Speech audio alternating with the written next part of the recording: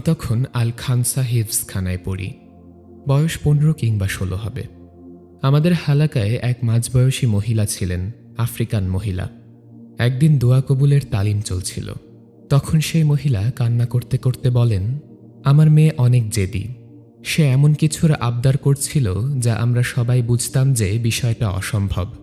তার বয়স হচ্ছিল, তার জন্য আমাদের বংশীয় ছেলেদের কত প্রস্তাব আসে, কিন্তু সে রাজি হয় না। সে কালো চামড়ার, অনেক লম্বা আর স্বাস্থ্যবতী। আমাদের গোত্রে এমন মেয়ে মানে অনেক সুন্দরী, কিন্তু এই আরবে তো কালো স্বাস্থ্যবতী মেয়েরা সুন্দরী না। আরবরা সাদা চামড়ার পাতলা ফিনফিনা মেয়ে পছন্দ করে।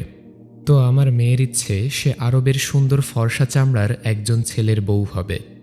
আমরা তাকে অনেক বকা দিতাম, বুঝাতাম যে এমন আশা করলে জীবনেও বিয়ে হবে না। মেয়ে বলতো, আমার বিয়ে কি তোমরা দিবা নাকি আমার আল্লাহ দিবেন? কদিন পর আমার বড় ছেলে এক আরবের পক্ষ থেকে প্রস্তাব আনল। আমরা সবাই খুশি হলাম অনেক, কিন্তু আমার মেয়ে না করে দিল, কারণ সেই আরব লোকটা বৃদ্ধ ছিল আর তার আগের 3 জন বউ ছিল। আমার মেয়ের খুব রাগ হলো আর আমাদেরকে সাফ জানিয়ে দিল যে সে দিনদার আরব নীলচোখওয়ালা সুন্দর যুবক চায় আল্লাহর কাছে। তার জন্য যেন আমরা কেউ পেরেশান না হই, আল্লাহই এনে দিবেন তার সেই স্বপ্নের রাজপুত্র। আমরা বুঝেছিলাম ওর আর বিয়েই হবে না। একে তো ওর কালো চামড়া, চেয়ে বসছে সুন্দর সাদা চামড়ার আরব।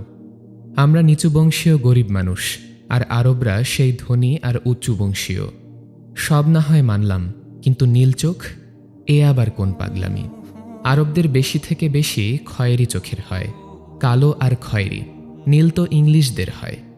আমাদের তখন মনে হচ্ছিল ও আসলে বিয়েই করতে চায় না, তাই এসব আবদার করে। একদিন ওকে অনেক বকা দিয়েছি, গায়েও হাত তুলেছি। আমার মেয়ে কান্না করতে করতে বলেছে 1 সপ্তাহের ভেতরেই সে এই বাড়ি ছেড়ে চলে যাবে তার নীলচোখা আরব জামাইয়ের সাথে। আমরা খুব রাগ করলাম, মেয়ে পাগল হয়ে গেছে, মেয়ে বেয়াদব হয়ে গেছে, এসব বলে ওকে অনেক বকা দিচ্ছিলাম। সেই 1 সপ্তাহ আমার মেয়ে অনেক কান্না করেছে জায়নামাজ বিছিয়ে।